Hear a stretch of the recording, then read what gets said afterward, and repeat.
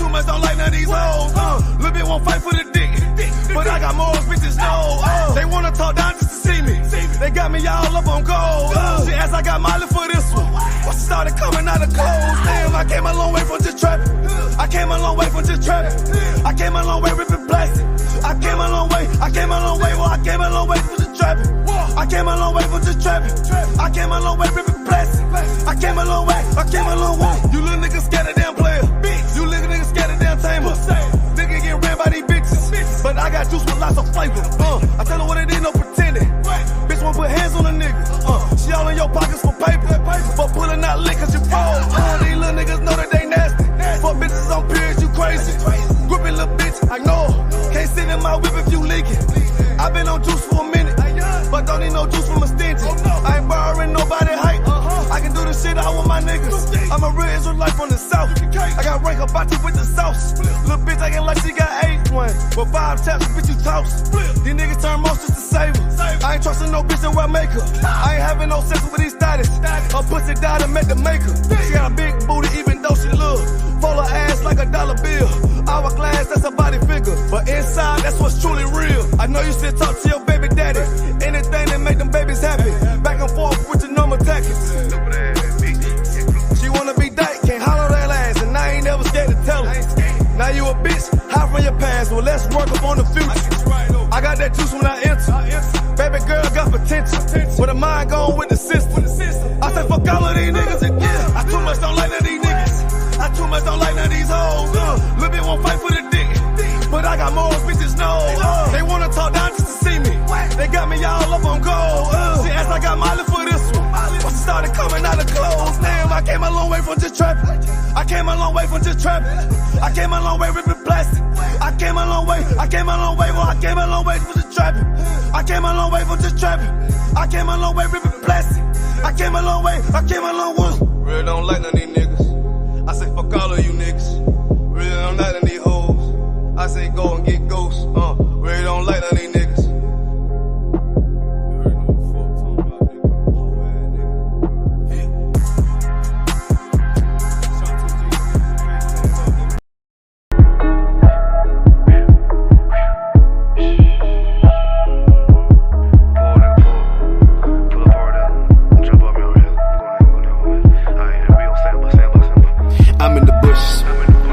His family. I got extensions. Shit up, make granny start dancing. Yeah, we know what you did. And I'm coming, I'm loaded. And I know you don't know it. I just posted up, scope it. There's a shooter outside and he quiet. There's a shooter outside and he quiet. Yeah, he quiet. Yeah, he quiet. Yeah, he quiet. Then the motherfucker quiet. They know shit like I'ma shoot. They know shit like I'ma shoot. They know shit like I'ma shoot. They know shit like I'ma shoot. Get it. Diamond dance. Get it. To get the picture. I see you smiling. There's a shooter outside and he quiet, little nigga. All that cap rap might have to find me a nigga. All these niggas watching movie and start jocking the image. I can't even buy it, little nigga. I know this pump it up, flip 'em, we get the drop on them crackers in Alabama. I get the order and she pull up on the Klansman. They talking about they catch a nigga, they gon' hang 'em. Catch 'em while they hanging. One by one we take 'em. I know this bitch, that bitch told she keep a secret. No, but I can't trust her. What's the point, bitch, in my business? We moving silence. No rap, little boy keep silent. This Mac come with a silence. It's a true moment of silence, little bitch. There's a shooter outside and he quiet. There's a shooter outside and he quiet. Yeah, he quiet. Yeah, he quiet. Yeah, he quiet. Then the motherfucker quiet. They know shit like I'ma shoot. They know shit like I'ma shoot. They know shit like I'ma shoot. They know shit like I'ma shoot. Get it. Diamond dance. Get it. To get the picture. I see you smiling. Pussy boy bit.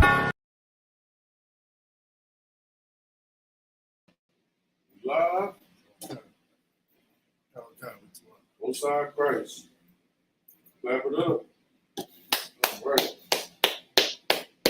Just let everybody get in. I'm taking questions. Any questions you got, make sure you bring them into the chat. We'll go into a little bit of these brotherhood scriptures. You know what I'm saying? We're gonna talk about the brat and that whole little comment she made. Also, y'all make sure y'all find me that video or find me a video of that article, I should say, about it for sure. But I'm taking questions. We're the Israelite School of Universal Practical Knowledge, started on 1 West, 125th Street, in Harlem, New York, under Commanding General Yohana. We're not affiliated with any other Israelite group. If it ain't the ISUPK, it's not the truth. I got my wine. Got that incense burning. I'm waiting for questions. Pay your tithes. Make sure you are paying your tithes. 10%. It's a commandment from the Lord. Pay your tithes. Don't build this nation up, man. Right. We got brothers and sisters we got to feed. All right, pay your tithes. Make sure you come into class. Make sure you dressing appropriately for class. You know, brothers come in with your boots, with your pants tucked in your boots. You know what I'm saying? War scarves or war bands, whichever one you prefer, Mitri. Sisters, make sure you come in fully covered. You understand? With your head covered, like the scripture tells sisters to do. You understand? When a man of the Lord is prophesying. Right? Questions? You got any questions yet? We give everybody time to tune on in. Time to tune on in. We're going to get started.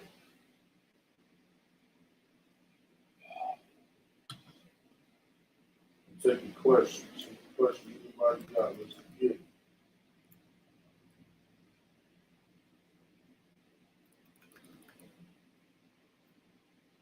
I'm going to shout out whoever's in the chat. We're already in there. So like I said, we got Sister Jada. Shout out to Sister Jada. Give her a hand for coming into class. Yeah, right. Give her a hand for that. Who else? We got Trooper Hakunaya. Trooper Hakunaya, an excellent warrior as well, coming into the school. Give him my hand. Damn right. Who else? That's it right now. That's it right now?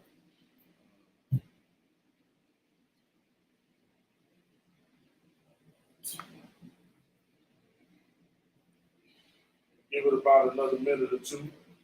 Then we're going to start going on in. Any questions that you need to bring it out now. If you have any questions, bring your questions out now.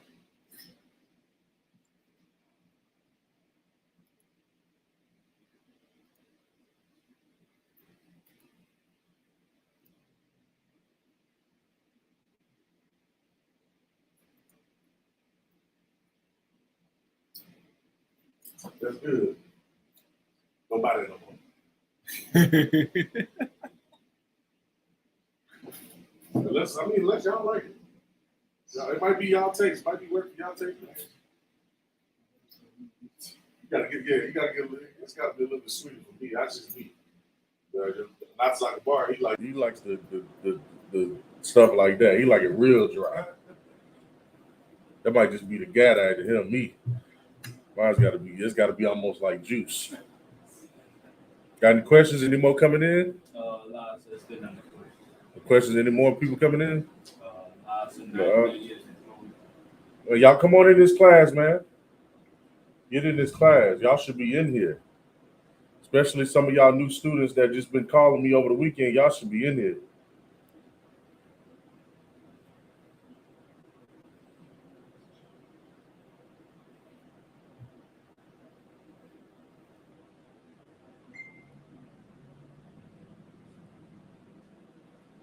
If we ain't got no questions, I'll just ask again closer to the end of class.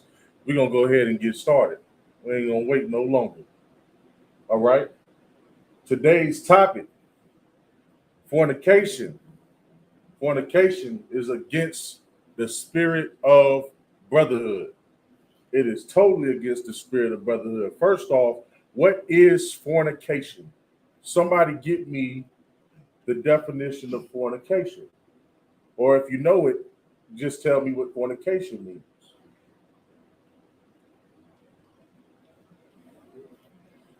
Anybody online first? I'm gonna get to y'all offices if we ain't got nobody online that wants to answer it.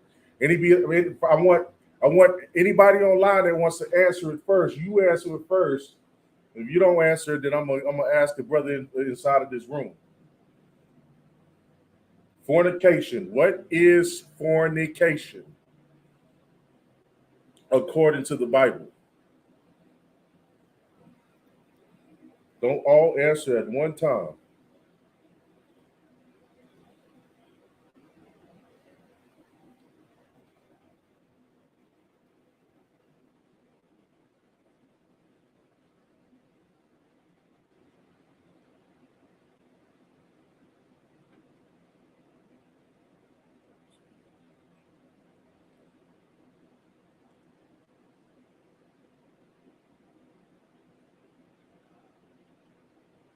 No answers yet? Akaz, what is fornication? Fornication is a woman committed adultery on her husband or a man sleeping with another brother's wife.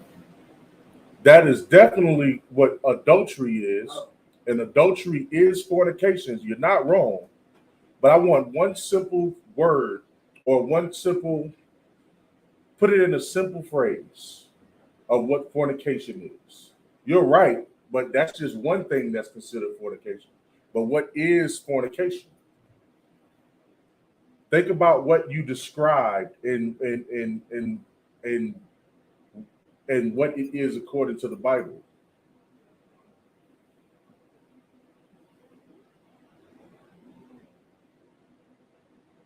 Think about it like this. Adultery involves sex, right? Right. Okay. But if adultery involves sex, then what would the Lord say about that particular sex? Unlawful sex. Unlawful sex. So then what is fornication? Unlawful sex. Fornication, give them a hand. Fornication is unlawful sex. The Lord looks at adultery as unlawful sex, but he also looks at bestiality as unlawful sex. What is bestiality? It's having sex with animals. Right. He also looks at what as unlawful sex. Homosexuality is unlawful sex. Right. What else he looks at as unlawful sex? Interracial marriages. Right. Having sex with a heathen is unlawful sex. That is fornication, right? Physically, it means having unlawful sex. But fornication could also mean, in the spirit of the truth, it could also mean spiritually, you being in bed with your enemies. Right now, in our society, our people are fornicating with our enemy, joining in hand with them, obeying their laws, and obeying their ways and their cultures and following after their gods. You understand? So that's what fornication is. Fornication, according to what the context that we're speaking of, is unlawful sex. Why would unlawful sex or why would fornication be against the spirit of the brotherhood? Because brotherhood, what? Teaches us against fornication, right? You can't possibly be cheating. Give me the scripture that says,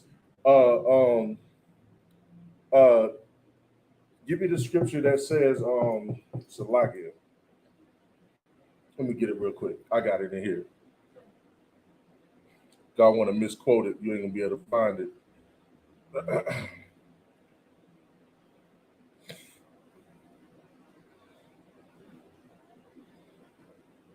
One second.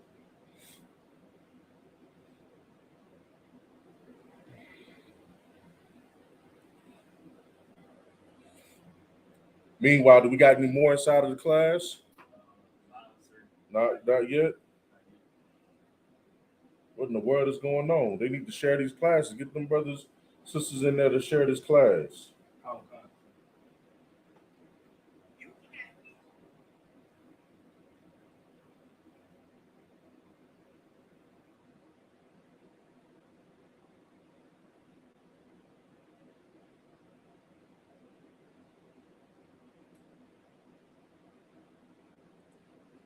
Damn, I can't find it. I'm gonna look for it later.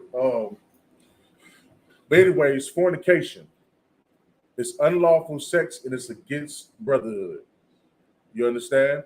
Why is it against brotherhood? Because you can't possibly love your neighbor. That's the scripture I'm looking for. Love thy neighbor as I love thyself. Find that scripture for me.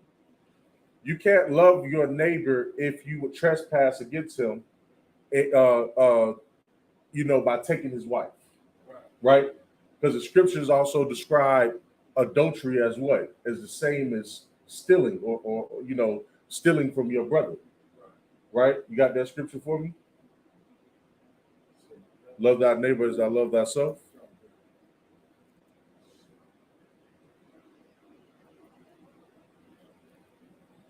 You understand? It's a destructive thing.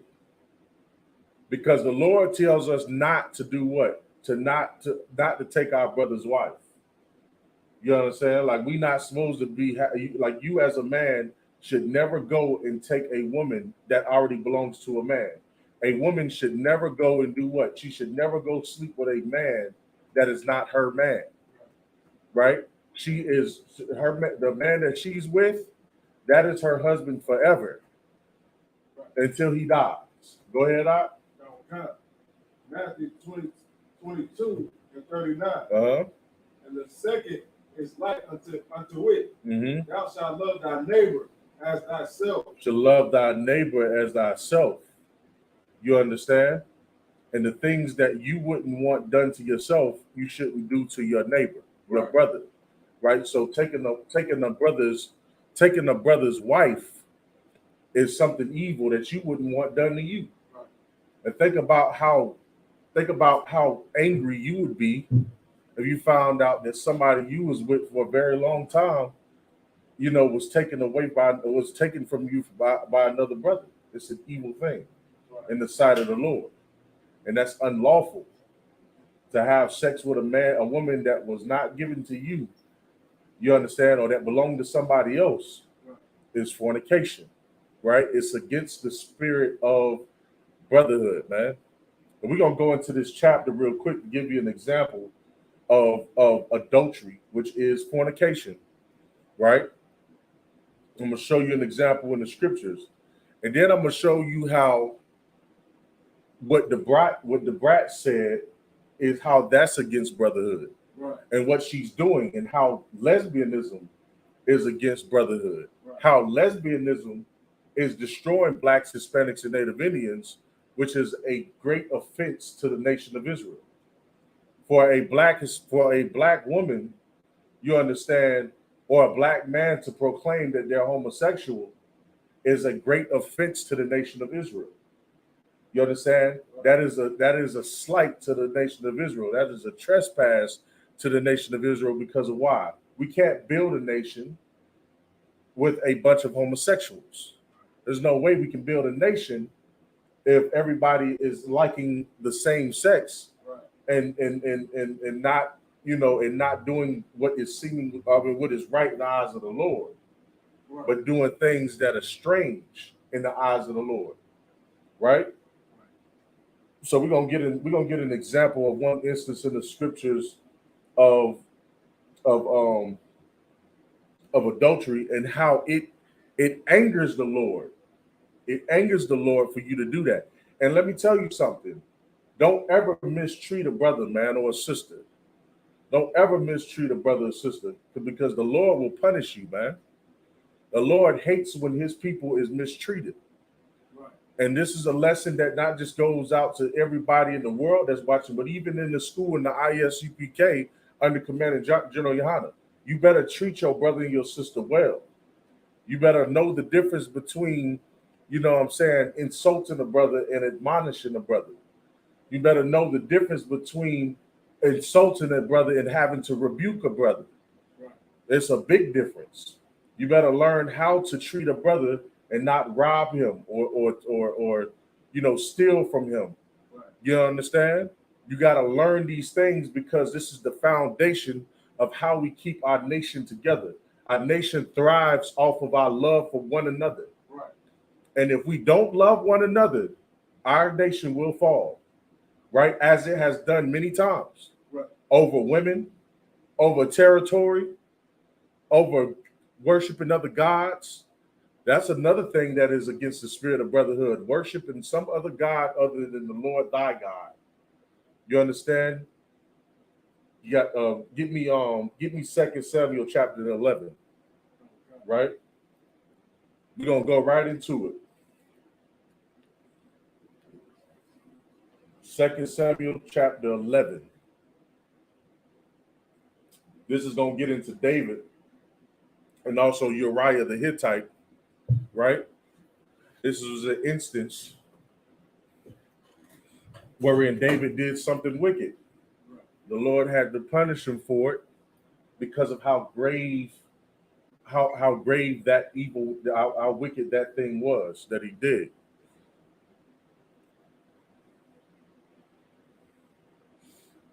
Once you got it, go ahead and read. 2 Samuel 11:1. Mm-hmm. And it came to pass, after the year was expired, at the same time when kings go forth to battle, that David sent Joab and his servants with him, and all Israel. And they destroyed the children of Ammon and besieged Rabbah. Mm-hmm. But David tarried still at Jerusalem. So this is right now we talking about David. This is in the time where David was fighting against all the people that was trying to, all of the heathens that were trying to come up against, Judah, and was trying to come up against Israel at the time where the kingdoms were split. Right. Well, of course, David was the one that brought the kingdoms together, Right. because they were split for a long time, and David brought them together. But during this time, he was doing a lot of fighting to keep the enemy off of out of their territory. Read on. Oh God. Verse 2. And it came to pass in an evening tide that David arose from off his bed, Mm-hmm. and walked upon the roof of the king's house. And from the roof he saw a woman washing herself. Mm. And the woman was very beautiful to look upon. David saw a woman, man, and this woman was beautiful. She was washing herself. He saw this woman. He tarried around for a while in Jerusalem, and he saw this woman, and this woman looked it mighty pleasing to him. And just imagine you today, you walk outside and you see a nice, fine thing out there pumping some gas. You know what I'm saying? Looking just nice. Brothers, you know what you like. I ain't got to tell you what you like. You understand? And you see a nice, fine thing out there pumping some gas. Well, he saw him a nice, fine thing, but she was over there bathing herself.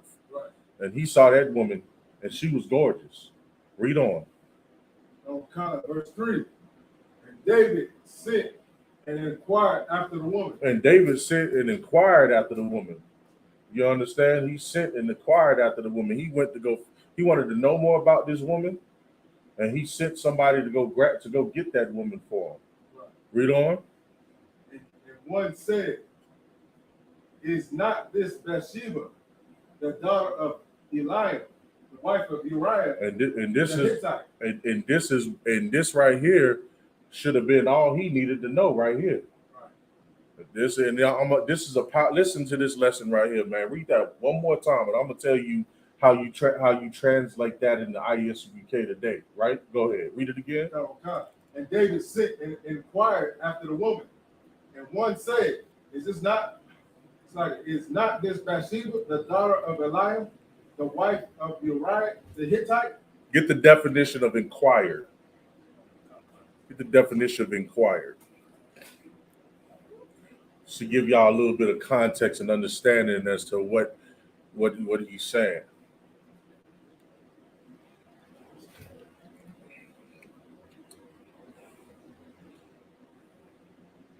Got any new people in the chat?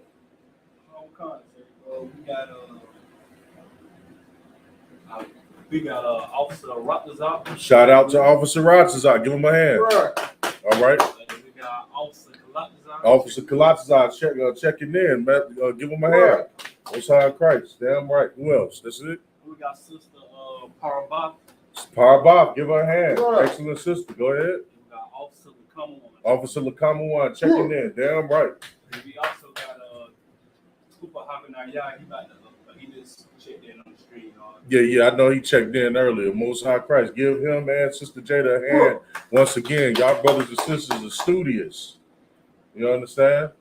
Y'all. That's how you grow in this truth when you attend these classes and get taught.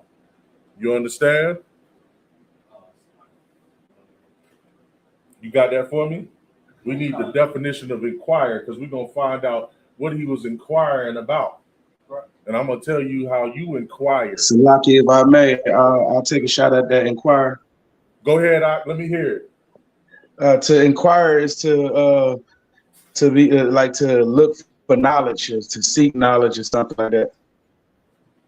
That's it right there. Like he wanted to find out more about this woman. Right. When you in the ISUPK and you want to know whether a sister in the school is whether she is eligible to be married or if she has a husband, what should you do? You should go inquire, right? Okay. So, but how would you do it? Go ahead, Nayar. Like I said, for me, go through the camp leader always. You would call her camp leader, give him a hand. Right. This is how you. This is right here is how you avoid confusion. Right. This right here is how you avoid making any mistakes that is against the law and right. against the rules of our school, man. Right. You understand? If you see a beautiful woman that you want and you're not sure if she's in the school or not, or if you're not sure if she's married or not, and maybe her profile page ain't really very informative, don't go by that Facebook page. Right. It'll get you messed up. You know what I'm saying? If that Facebook page says that she's married, then take it as that. Right. Okay. But if you go up there on that Facebook page, and on that Facebook page, it's got something like it ain't saying nothing about her status, or it's saying something crazy like what's the one thing they like to say? Complicated. You know what I'm saying? That's a red flag. If you want to be sure, you understand, then you go and make sure. Right. That's another thing that we teach in the school. Right? Don't be sure, make sure. Right? So now, how do you make sure? You call up the camp leader. You say, Salaki out of one. You got a fine young thing right there inside of your zone. I want to know if she's available. Or Salaki, sir, it's a sister over there in your zone. You know what I'm saying? I was just wanting to know if the sister was eligible to be married. Or I just want to know if that sister is even, is she married at all? Right. You know what I'm saying? And then he's going to tell you truthfully what her status is in the school, as a priest would do. Right? To avoid any kind of adultery, to avoid any kind of breaking the rules. That is what is going to happen. That's how we deal with it in the school, right? Unless, of course, you are some sexual deviant who just has to have sex so bad with anybody, and instead of you inquiring on this sister, you're being sneaky behind closed doors and trying to chat it up with this sister behind closed doors. You'll get found out. It'll come out. She'll tell on you, and then you're gonna look clown. You're gonna look like a clown, and your reputation is gonna be messed up. Protect your reputation, brothers. Protect your reputation, sisters. You understand? You see a brother that you want, that you like. You think he's a nice, handsome, strong man. He got the pectorals all built up and strong, and biceps all strong, and his braids is nice and clean and oiled down, beard oiled down, and you just got to have this man so bad. Call his camp leader and find out if it's even possible for y'all to be, for y'all to get in the or inside of a courtship. Right. It's okay for sisters to request a brother too. It's too wild. Right. I got some brothers in South Carolina that need some requesting. Y'all sister ought to be requesting some of these brothers in South Carolina. And I know for sure because I raised these brothers down here, man, under Commander General Yana and Captain Nyathak, man. You understand? So I know what's up. But anyways, so that's how you do. That's the process, right? So the scripture says. So the brother was right. He said, "Inquire, go find out, get information." Right? And normally, what we did at ancient times when we needed to know something about somebody, we would go to the priest and we would find out, right? We would go to the priest. because they had a registry and they knew all of the names of those prominent figures. And this was a sister that was a prominent daughter in Israel, obviously, because they knew who she was married to and who her father was. Her father obviously was an honorable man, and obviously her husband was an honorable man. Keep reading, Knock. Read that scripture one more time. Verse 2. No, 2 Samuel 11:2. Uh-huh. And it came to pass in an evening time that David arose off his bed and walked upon the roof of the king's house. And from the roof he saw a woman washing herself. And the woman was very beautiful to look upon. Verse 3. And David sent and inquired after the woman. And one said, "Is not this Bathsheba?" This woman name is Bathsheba. Right? Which would be Bathsheba in the Hebrew. Right? This is Bathsheba. Right? Read on. Okay. The daughter of Eliam, the wife of Uriah the Hittite. The daughter of Eliam and the wife of Uriah the Hittite. Right? Which is a soldier in the army of David. Right? Read on. Okay. Verse 4. And David sent messengers and took her. And David didn't give a damn about that. David sent messengers to go retrieve her. You understand? Well, David didn't give a damn about that. His eyes, he let that beauty deceive his heart, man. He let that beauty deceive his heart. Give me that scripture where it says, the heart is the, you know which one I'm talking about. You know what I want. Give me that scripture. Give me that scripture. Go ahead. Raise your hand. We got Sister Natasha checking in as well. Give her a hand. Give Natasha a hand for checking in the class. Damn right.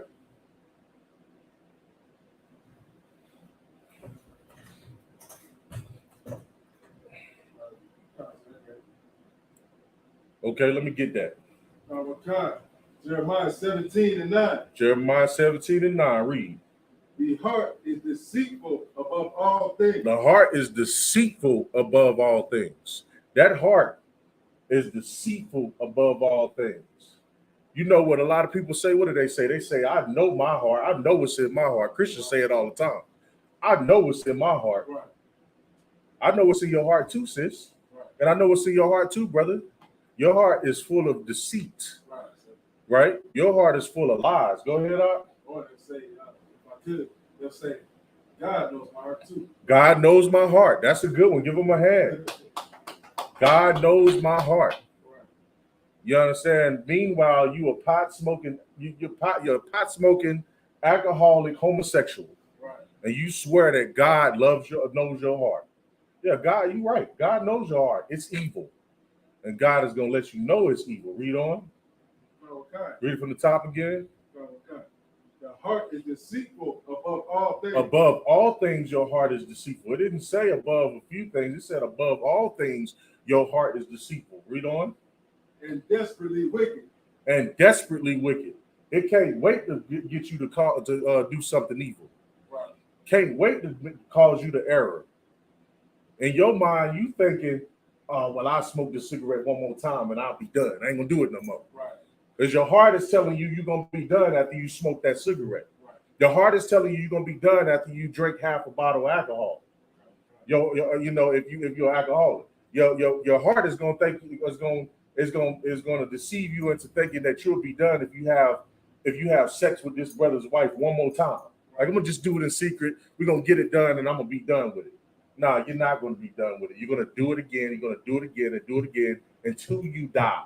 Right. You're gonna do it until you die. Read on. Okay. Who can know it? You understand? And that's it, man. Is there any more on that? No. That's and so. David's heart was deceived, man. The heart, instead of him saying, and this is what you should do, I'm gonna go ahead and give you this game as well. Whenever you call up, whenever you go, and you don't have, even if you just call up, even if you just Ask a brother that's inside of your zone. You might come into school and there might be a sister sitting right there. She might be just beautiful as she can be. And you might come up and you say, Salaga, sir, that sister, she look good. Is she married? And then I might say, yeah, she is married. Or I might say, nah, brother, she off limits. Well, then your response should be kind of one con, no sweat. That's how you deal with that. And, you walk away from it. It's a done deal. When she married, that's it. It's a wrap. Brothers and sisters in the world don't understand that concept. Because in the world, it's just sex, sex, sex. Everybody has sex on their mind. Right. Sex is the most important thing to them and every other deviancy that's out there. So nobody has the honor that we have in the ISUPK, where I might see a sister and I might think, okay, so that's a gorgeous sister. Let me find out if she's married. Somebody tell me she's married, I could be like, okay, that's sis right there. Right. That ain't wifey, that ain't future wifey, that's sis right there. That's my sister. And that's how I'm gonna treat it. You know what I'm saying? And that's how that's what you call having a healthy conscience to the Most High, man. Right. You know what I'm saying? Doing what you know is right according to the Lord. Right? You understand? Go ahead. David sent messengers and took her, and she came in unto him, and he lied with her. And he laid down with that woman, man. This is a woman he inquired on, and that one he was already told that woman was off limits. Right. In so many words, he was told she was off limits, right, because it was said that this is the daughter of what is the brother name? Eliam? Yeah, Eliam.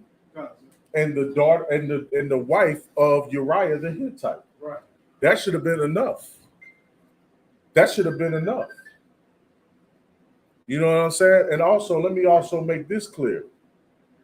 If she doesn't have a husband, then guess who she does have? She has a father. Right. She has a father. She has in the school, and the way you want to look at it today is because you got many sisters who come in here who don't have fathers. Right. Well, in the school, Commanding General Yohana, the generals are their fathers. Right. We're like their big brothers. The camp leader is like the father or the big brother role here. Right. You understand? So if you do find out this sister is single and she's not married, then you still have to go ask her father for permission. Right. You understand? And so David didn't do none of that. David didn't ask the father. David didn't even, David didn't care about that. David saw her beauty, and that's what David wanted to deal with. Read on. Oh, my God. And he for she was purified from her uncleanness, and she returned unto her house. Verse 5. And the woman conceived, and sent and told David, and said, I am with child. David impregnated that woman. Right. Now, just, it is. Think about how heartbreaking that is for a man who, who comes back and then ends up finding out, hey, his woman, you know what I'm saying? Like, and that's why when we get deeper into this, the brotherhood just deteriorates with how it was handled, how this whole situation was done. You just see how unbrotherly this situation was.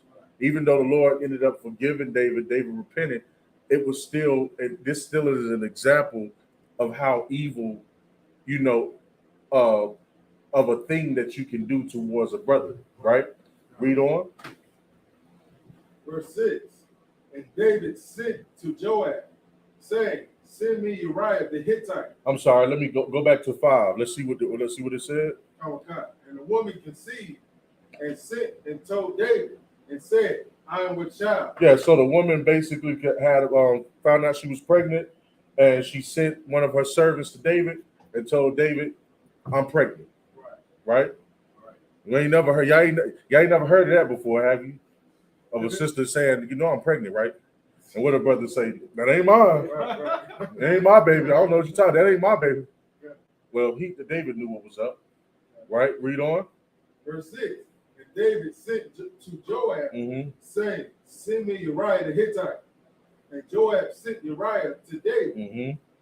Verse 7. And Uriah was to come unto him, David demanded of him how Joab did, and how the people did, and how the war prospered. Verse 8. And David said to Uriah, go down to thy house and wash thy feet.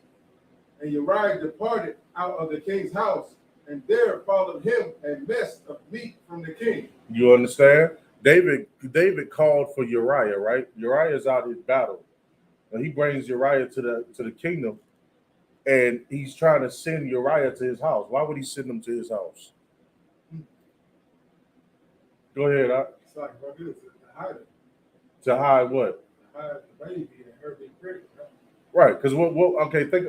So, give me a little bit more detail. Why would he be trying to send Uriah back to his house where his woman is, after finding out that she was pregnant? Oh, to hide it from To hide what? To hide the baby from what's his name? Now she's pregnant, right? Right. But he brings her husband back from war, and then sends her husband to her house after he finds out she's pregnant. Right. What would she be doing that for? What would he be doing that for? What does he want to happen? What is it that he's trying to make happen? Anybody online? Everybody saying that, yeah.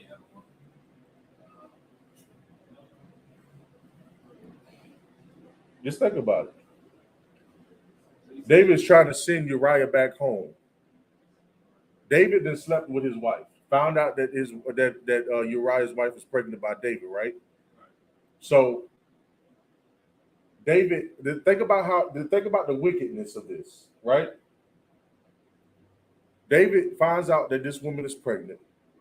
He calls Uriah from war to come home, right? And then he sends Uriah to his household where his wife is, right? Why is he sending Uriah back home to where his wife is? Oh, okay. You get it? Yeah. Go ahead. To make it seem like the baby is his, right? They give him a hand. Because what is Uriah gonna do when he get there? He's gonna make love to his wife. Right. And then she's gonna end up being his wife again. Right. And then the baby would seem as though that baby belonged to who? Right. Uriah. Yeah. Right. So read it. Go ahead and read. Okay.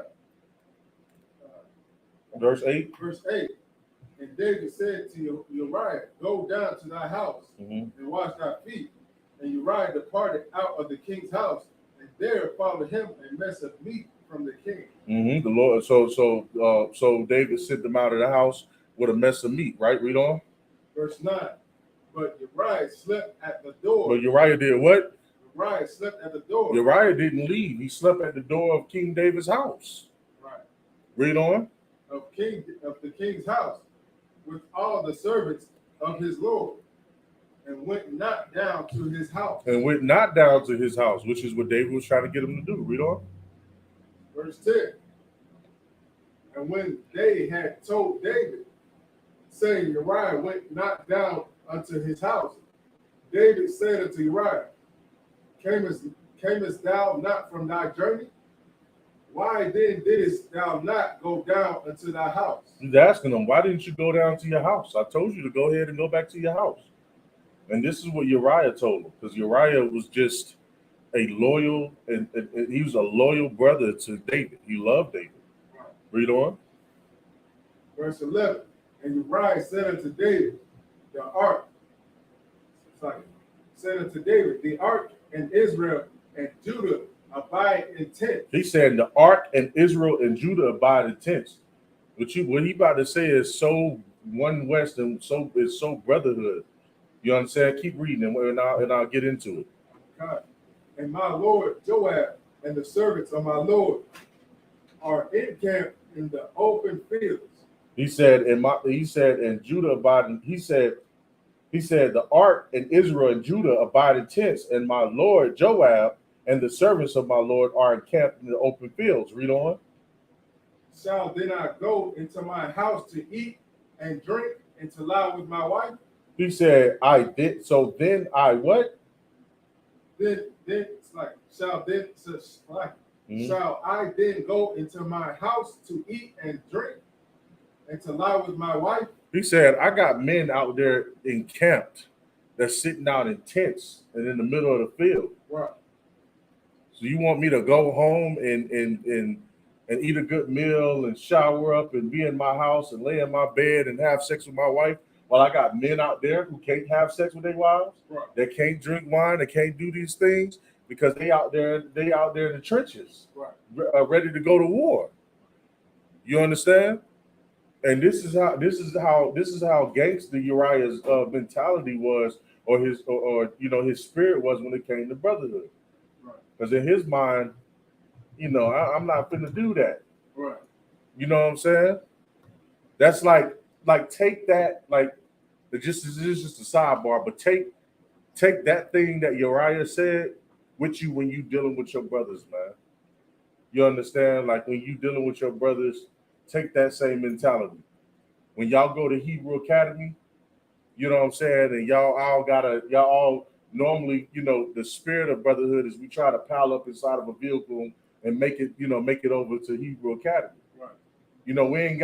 We ain't got some brothers who just, all piled up in one van and uncomfortable, and then a few other brothers that just decided I'm gonna take my own whip, I'm gonna be in the air conditioner feeling good. No, we all come together and we go through the pain and the struggle together. Right. You know what I'm saying? That builds tough skin, and it also builds this brotherhood. Right. Right? So Uriah is saying, I slept on the floor in front of this house because, all my people out there in the field, in the camp. You know what I'm saying? Right. What would it look like me going over here having sex with my wife, eating a good meal and being up in this house, protected and straight, or my men are out here, in the wilderness. Right. Or out here on the battlefield. Read on. Oh God. As thou livest, and as thou livest, and as thy soul liveth, I will not do this thing. He said, as thou livest, and my soul lives, I won't do such thing. And it was just an honorable thing to say. Read on. Oh God. Verse 12. And David said to Uriah, tarry here today also. So he told him to wait here. Just wait here today also. Go ahead. And tomorrow I will let thee depart. So Uriah abode in Jerusalem that day and the morrow. Verse 13. So Uriah stayed. David requested that he stayed again, but then he was going to leave the next day. Right. Read on. Verse 13. And when David had called him, he did eat and drink before him. And he made him drunk. And even he went out to lie on his bed with the servants of his Lord, but went not down to his house. Read it again. And when David had called him, he did eat and drink before him. He made him drunk.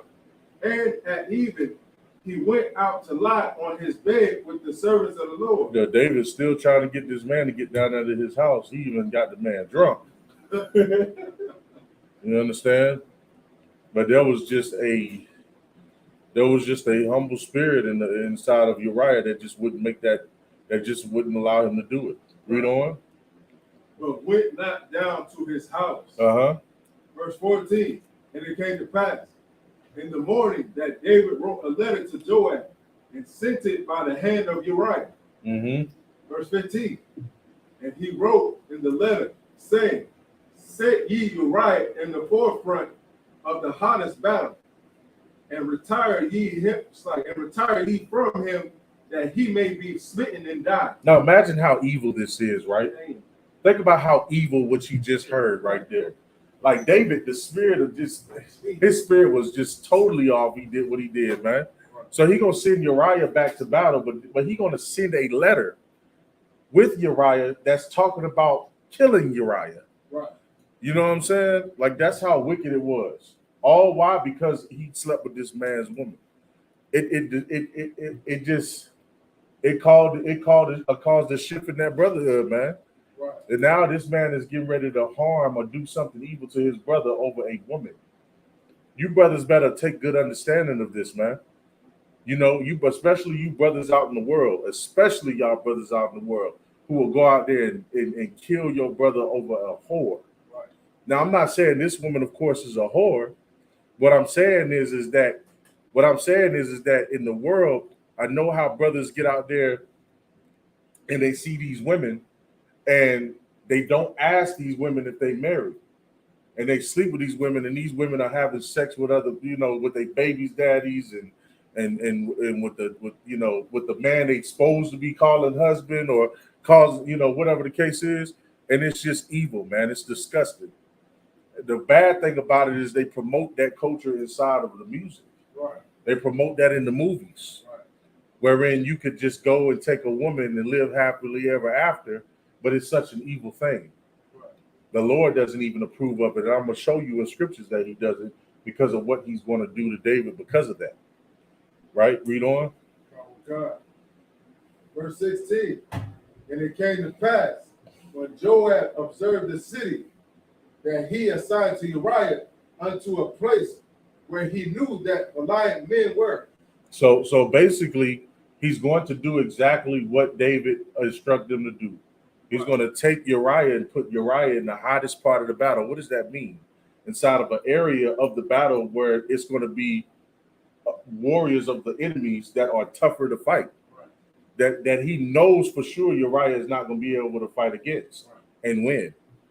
You know what I'm saying? Read on. Okay. Verse 17. And the men of the city went out and fought with Joab. Mm-hmm. And there fell some of the people of the servants of David, and Uriah the Hittite died also. And he got what he wanted, man. He got what he wanted. The brother died. He died, man. It's a horrible story. It's a sad story that this man had to die like that, over his woman, over a man who was lusting after his woman and decided to have sex with her because of how beautiful she was. Right. You understand? Read on. Verse 18. Then Joab sent and told David all the things concerning the war. Verse 19. And charged the messenger, saying, when thou hast made an end of the telling of matters of the war unto the king. Verse 20. And if so be that the king's wrath arise, and he say unto thee, wherefore approach ye so nigh unto the city when ye did fight? We got any more people in that room? So we got Sister Alicia that's marked out his rib. Most High Christ. Shout out to Sister Alicia. Right. Down there. Give her a hand, man. Keep going. Oh, is there any more? That was it. Most High Christ. Shout out to all y'all brothers and sisters attending this class. Go ahead. Oh, God. Wherefore approach ye so nigh unto the city when ye did fight? Knew ye not that you would shoot from the wall? It's like that they would shoot from the wall. Verse 21. Who smote Abimelech and the son of Jerubbaal, and did not woman cast a piece of a millstone in front of him from the wall that died in Tebez? Why went ye not the wall? Then say thou, thy servant Uriah the Hittite is dead also. Mm-hmm. Verse 22. So the messenger went and came and shewed David that all that Joab had sent for him for. Verse 23.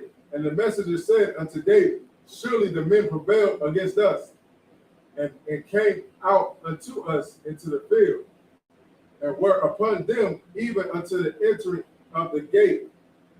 Verse 24.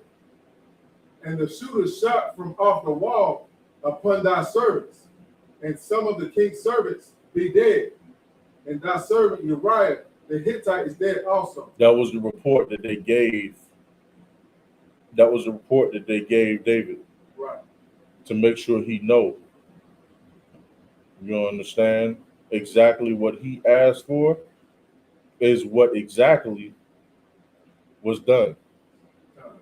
Go ahead, Doc. Those previous verses, like verse 21, verse 20 and 21, what was he asking? Like, why did you give us that game? That almost that that war tactic? Like, why did you make us do that? Go back to the go back to it. Go back to the part where you read it. Okay. Verse 20, verse 2 Samuel 11 and 20. Mm-hmm. And if it be that the king's wrath arise, and he said to thee, wherefore approach ye so nigh unto the city when ye did fight? Go back to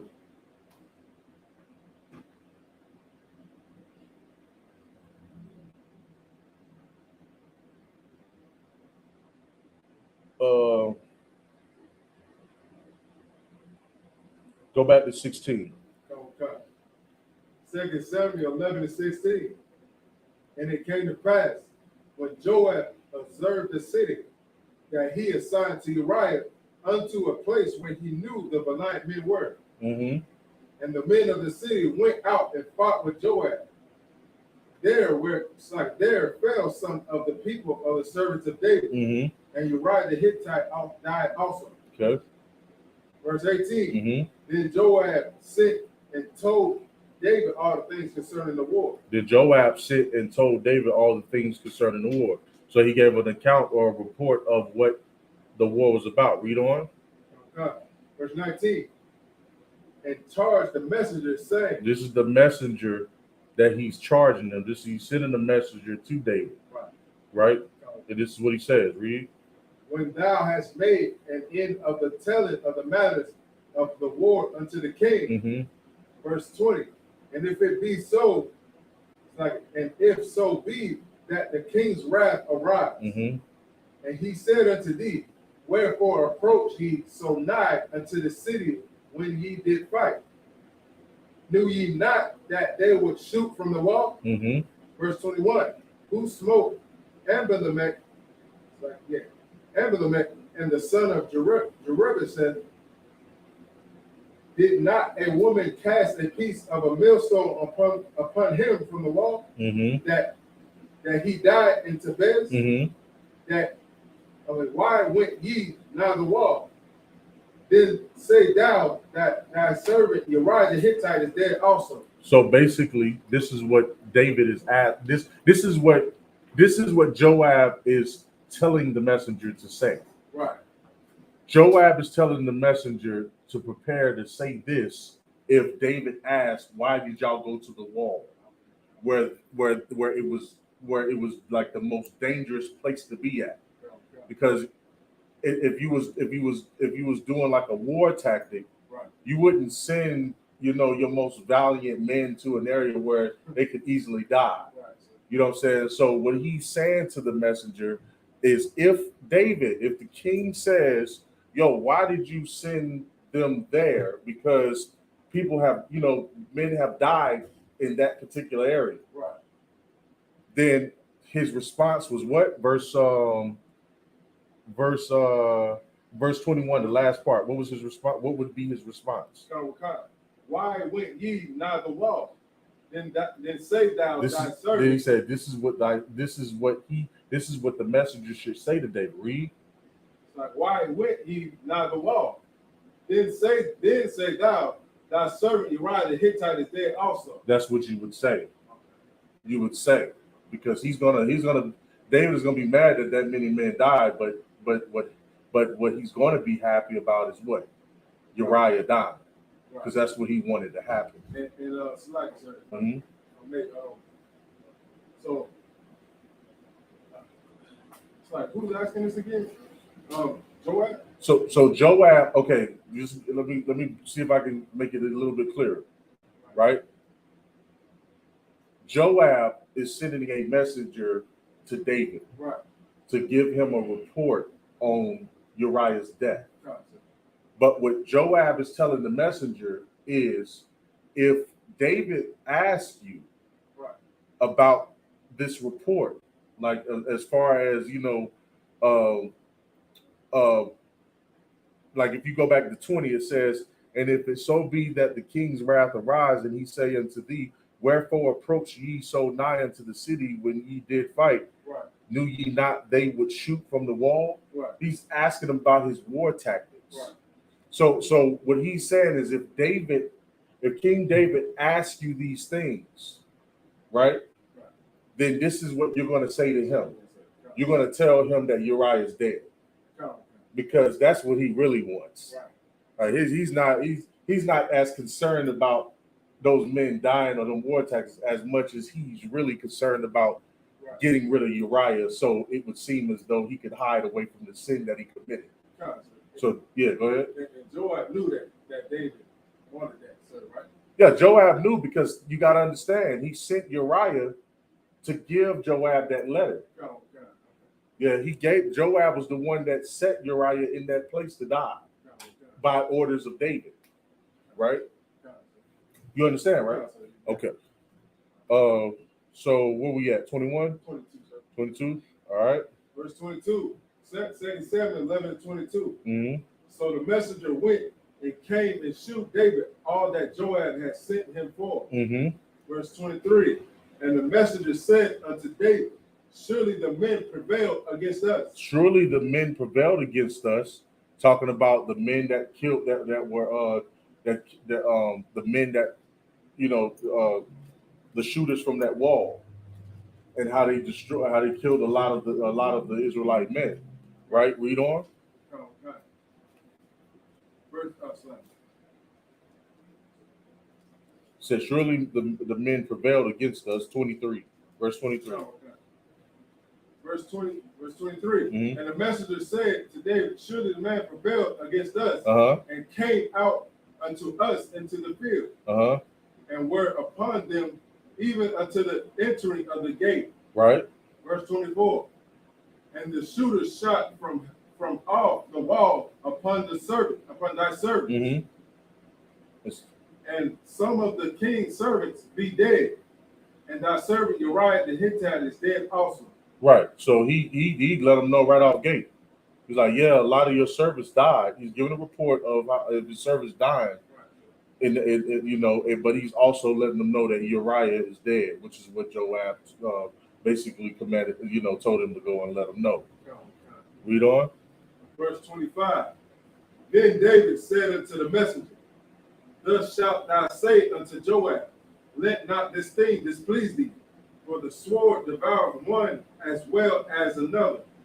Make thy battle more strong against the city, and overthrow it, and encourage thou him. So instead of him coming down on them like, yo, what the hell was y'all thinking? Why did y'all choose to do that? You could tell that he was just more or less concerned about the situation that with Uriah. Instead of him coming down on them, he says, don't let this encourage you. Just strengthen your man and go back out there and kill him. You know what I'm saying? He basically said opposite of what Joab, was warning the messenger that he could what he could say. Right? Keep reading. Verse 26. And when the wife of Uriah heard that Uriah, her husband, was dead, she mourned for her husband. She mourned for her husband, man, because she found out that her husband was dead in war. She found out that he was put to death. Right. Read on. Verse 27. And when the morning was past, David sent and fetched her to his house, and she became his wife, and bare him a son. You know what I'm saying? So now, of course, he's married to this woman because what? Sex is what? Sex is marriage. This is an example. David didn't have a marriage ceremony. He didn't have the ceremony was him putting his rod in that one between that woman's legs. Right. But that's how he got married. For y'all who don't understand, sex is marriage. That's how he got married to her.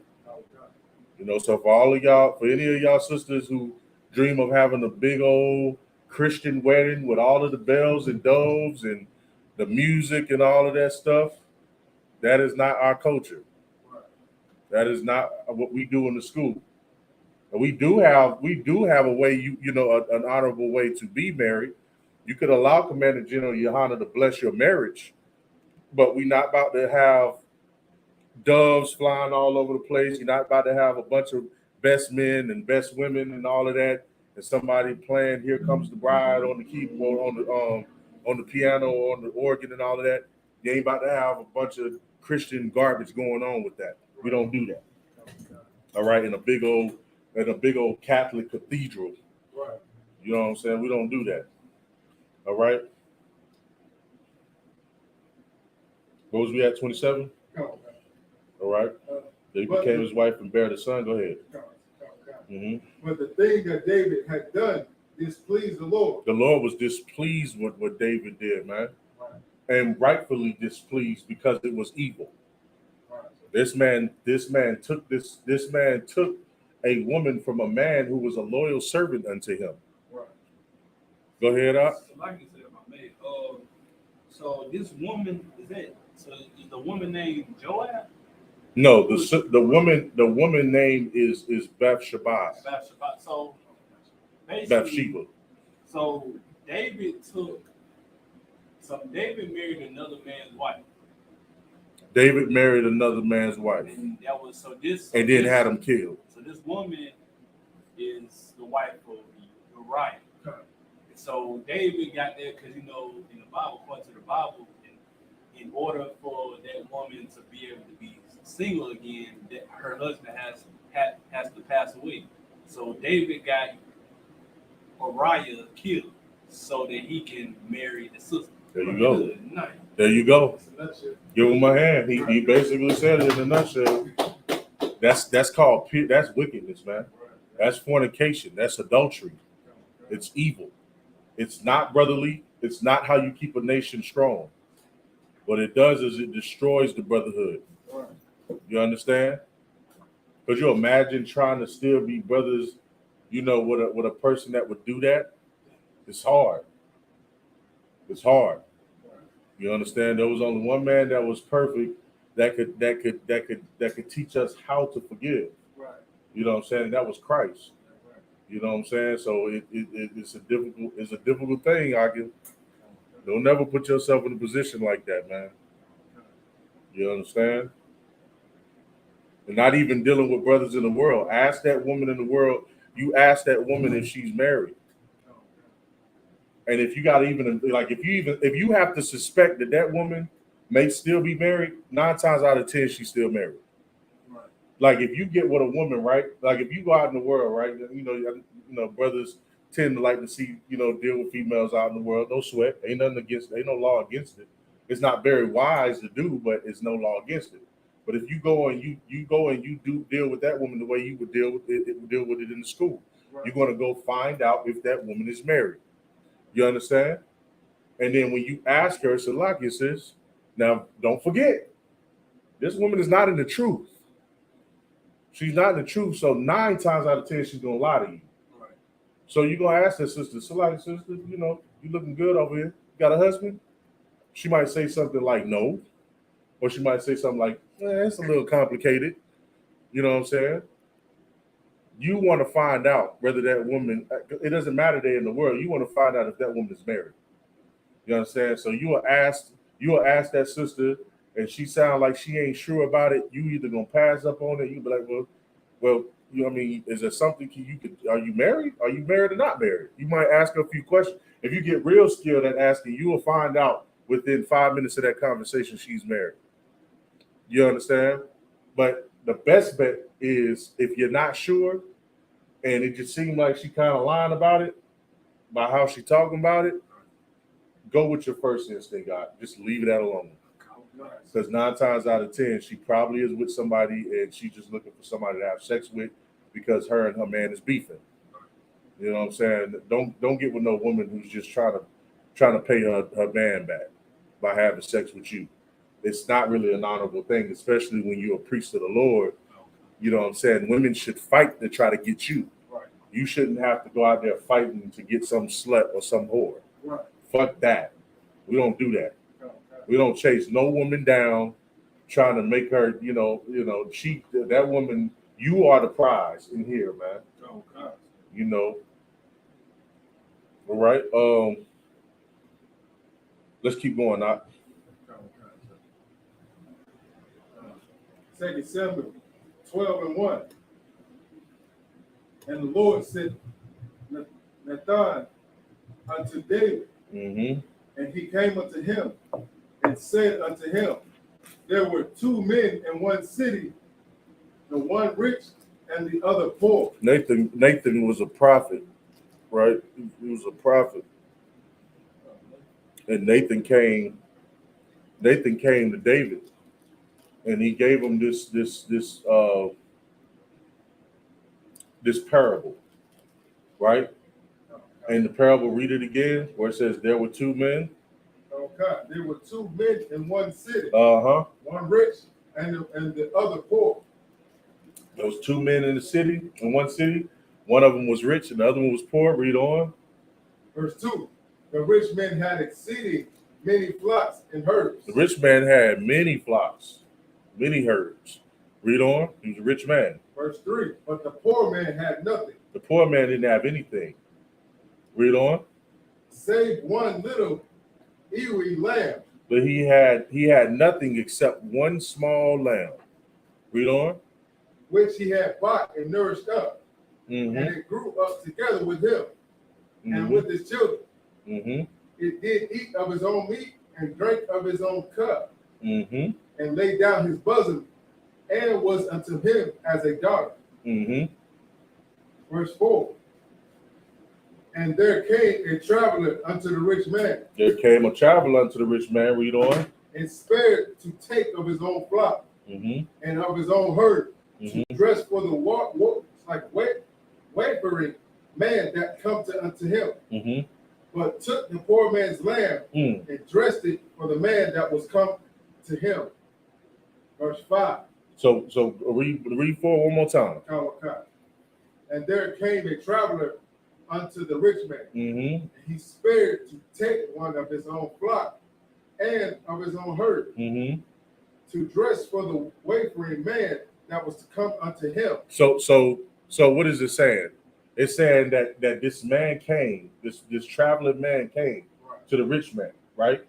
And instead of the rich man doing what? Instead of him going and getting one of his own, because of course he's rich. Right.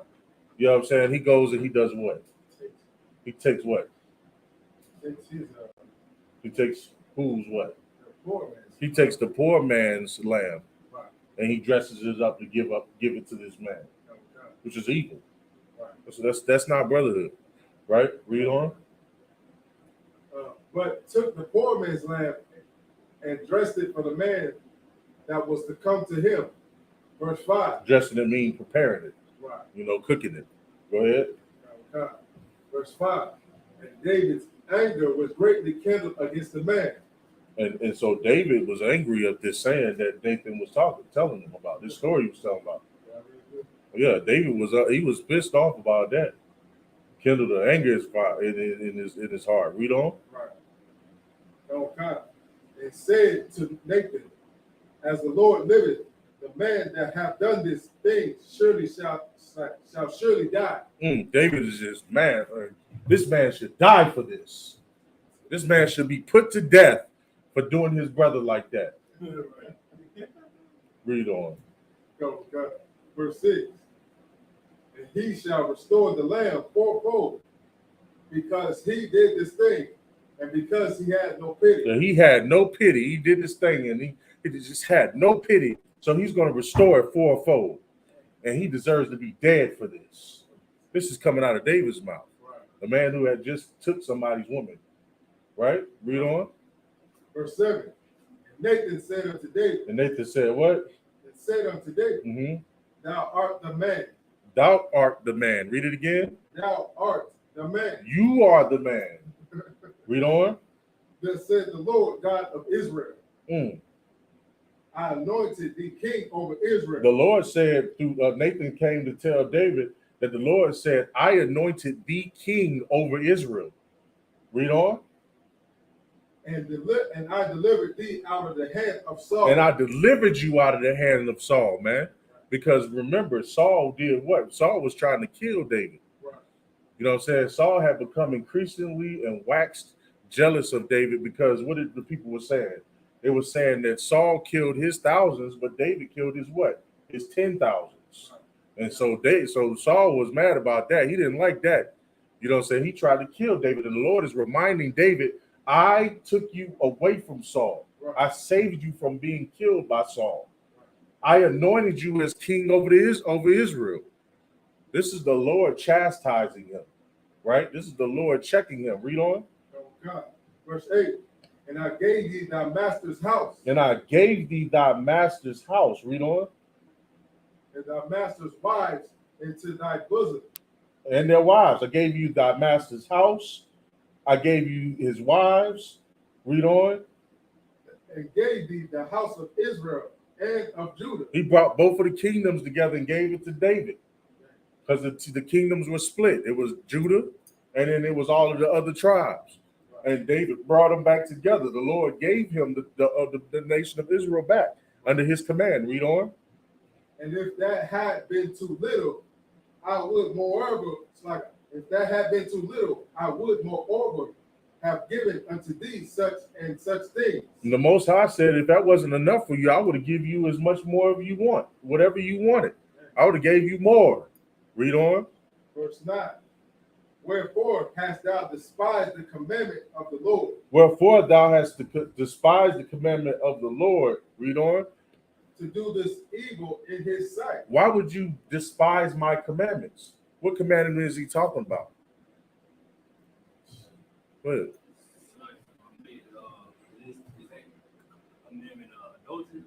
Yeah, to not commit adultery. Right. It's against the law. Right. Find it in the in the law. Find it real quick. While you find it, let's keep reading. Go ahead, Yeah, you go ahead. You go ahead and look for it, and you go ahead and keep reading. Okay. Thou hast killed Uriah the Hittite with the sword. He's telling them. Nathan was obviously sent by God because he knew what happened. Right. And God knew what happened. He says, you have killed the Hittite, Uriah. You have had him slain by the sword. Read on. And has taken his wife. And taken his wife, right? Right.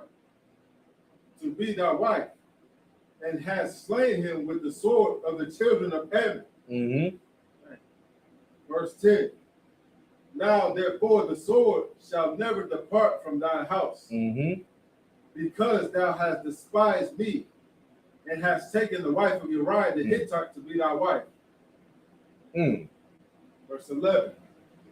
Thus says the Lord, behold, I will raise up evil against thee out of thy own house. The Lord says, I will raise up evil against thee out of thine own house. Read on.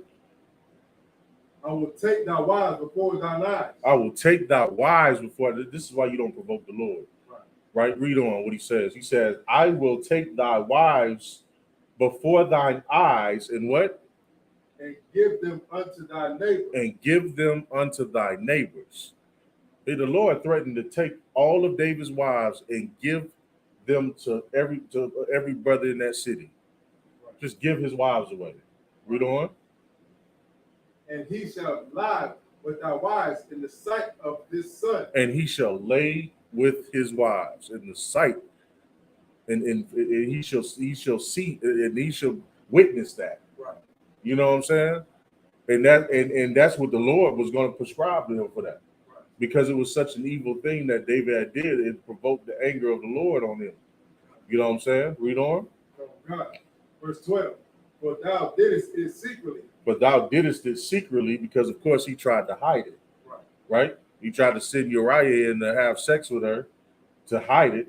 Then he eventually successfully killed Uriah. Right? Read on. But I will do this thing before all Israel and before the sun. He said she's gonna do all of these things before Israel, right in front of everybody. Go ahead. So he's saying pretty much, I'm gonna do what you did to your brother. I'm gonna show you, see how you like it, right? I'm gonna let you feel the shame. I'm gonna shame you in front of all of Israel. Oh, okay. Because the thing that he did was so shameful. And then this was a man who was a valiant soldier in his army that was fighting to help keep Israel established against the heathens. You know what I'm saying? And then he did such an evil thing like that. The Lord, it struck anger in the heart of the Lord, man. Go ahead. Oh God, verse 13. And David said unto Nathan, I have sinned against the Lord. And Nathan said unto David, the Lord also hath put away thy sin. Thou shalt not die. Why did he say that? Because David repented, man. Right. David repented. The Lord spared him. Right. The Lord spared him. But let me tell you something. That the Lord will just, you can die from doing something like that, man. You know what I'm saying? It is very possible. The Lord shows mercy on whom he shows mercy on, right? But don't get it in your mind and be thinking, I'm gonna go out here, I'm gonna do this and get away with it. Because the Lord will put you to death. He may not send a man that puts you to death, but it's so many things that can get you put to death. Car accidents, heart attacks, aneurysms, anything you can think of, Lord allow to happen to you. Keep your mind far away from doing something that evil, man. You understand? We brothers up in here, and we're going to remain brothers, and we're going to always deal with each other in brotherhood, righteously, and sisterhood, right? Because sisters, you are not allowed to rob your husband by going and being with another man. You will be married to your man. You will shut your damn mouth and be married to him and stop giving him a hard damn time. Right. You understand? You're going to be married to that man, and you're going to love being married to that man as he grows up to be a wonderful priest and prophet in this school. Because otherwise, if you go out there and you marry somebody else, that man is going to make your life a living hell. Right. If you think your life is a living hell right now, you're going to get married to a monster that might end up killing you. Right. All right? Read on. Okay, verse 14. Howbeit, because by this deed thou hast given great occasion to the enemies of the Lord to blaspheme. The child also that is born unto thee shall surely die. Because of this deed, man, that he did, this child that is going to die. Excuse me. This child is going to die. Right? Read on. Verse 15. And Nathan departed unto his house, and the Lord struck the child that Uriah's wife bare unto David, and it was very sick. The Lord caused a sickness to befall on this child. Don't play with the Lord, man. He caused a sickness to befall. I could show you hundreds of accounts of where the Lord caused something that allowed them death angels to come on brothers and sisters because of wickedness like this, man. You know what I'm saying? This child died. This child was stricken with sickness, man. Read on. Oh, God. Verse 16. David therefore besought God for the child, and David fasted and went in. David tried to fast for this child. David tried to get the Lord to be on his side to save or protect that child. Right. Read on. And lay all night upon the earth. Verse 17. He laid on the earth, meaning he was down on the ground fasting. Right. And he just stayed there the whole time, hoping that the Lord was going to see fit for this child to live. Read on. Oh, God. Verse 17. And the elders of his house arose and went to him to rise him up from the earth. But he would not, neither did eat bread with them. Right, read on. The elders tried to get him to get up. They tried to feed him, but he wouldn't eat, nor would he get up. Read on. Oh, God. Verse 18. And it came to pass on the seventh day that the child died. The child died anyway. Right. Go ahead, Al. You got to say something? Yeah, concept. It's like, so he forgave David, and then he punished the child, even though, and then killed. Then the child ended up dying anyway. Yep. Because the Lord is just, man. You don't get to be evil towards your brother. Right. David was. David did something evil on the side of the Lord, and the Lord had to punish him some way. Now, other than that, David was an awesome king, man. That was the only mistake. And when you read further into the chapters after Samuel, when you get into the book of Kings, every time they talked about David, what did they say? They always say that David was a righteous king, except for the one thing that he did, which is when he slayed Uriah the Hittite. You understand? It always reminds you in the chapters ahead that that was the one thing he did. Other than that, David was a very obedient king to the Most High. And that was his only mistake that he did. You know what I'm saying? So the Lord hit him somewhere else. Instead of putting him to death, he just killed the child. Right? And no, it wasn't enough fasting he could have did to change the mind of the Most High. Right. You understand? Read on. Okay. And the servants of David feared to tell him that the child was dead. Yeah, they was afraid to tell him that the child had died. Read on. For they said, behold, while the child was yet alive, we spake unto him, and he would not hearken unto our voice. They tried to tell him, but he wouldn't listen. He wouldn't listen to him. Read on. How would he then vex himself if we tell him that the child is dead? Verse 19. But when David saw that his servants whispered, David perceived that the child was dead. Therefore David said unto his servants, is the child dead? And they said, he is dead. So he finally asked them, because he saw them whispering, finally asked them if the child was dead. He said, yes, the child. They said, yes, the child is dead. Read on. Then David arose, verse 20. Then David arose from the earth and washed and anointed himself and changed his apparel and came into the house of the Lord and worshiped. Then he came into his own house, and when he required, they set bread before him, and he did eat. So he got up right after that. Right. And then he went ahead and showered up. He anointed his head, and he ate. Right. We got any more people in the chat? Anybody new? Same people? Most High Christ. Let's go. Okay. Verse 21. Then he said, his servants unto him, what thing is this that thou hast done? Thou didst fast and weep for the child while it was alive. But when the child was dead, thou didst rise and eat bread. So they asked us, like, what was you doing?